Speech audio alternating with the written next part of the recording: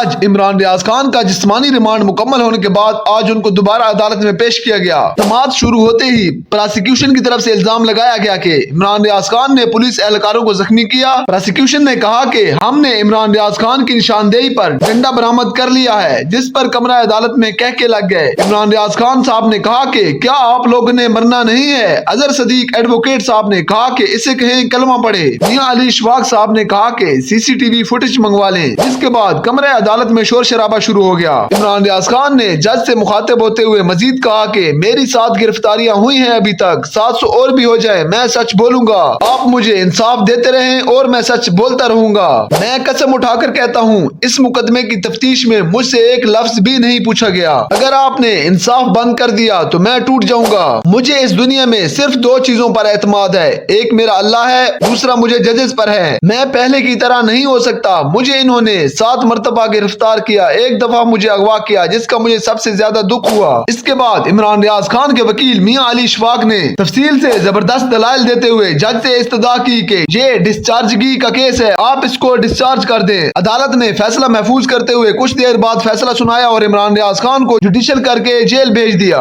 अगर आप हकायक पर मबनी ऐसी मजीद भी खबरें देखना चाहते हैं तो वीडियो को लाइक करें और हमारे चैनल सम टीवी को सब्सक्राइब करें।